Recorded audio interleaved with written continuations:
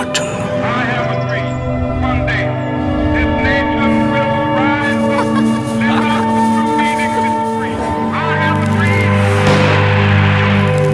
পথের জন্মই তো চলার জন্য। এ পথ কখনো নিয়ে যায় গন্তব্যে, কখনো পথটাই হয়ে যায় গন্তব্য।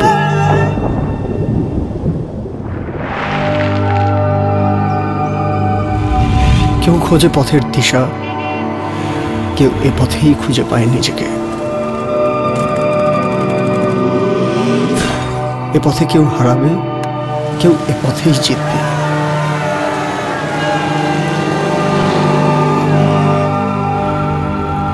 যতদিন চাকা ঘুরবে ততদিন এই পথও চলবে। পথের জন্মই তো চলার জন্য। এই পথ চলা হোক নিরাপদ গাজী টায়ারের সাথে।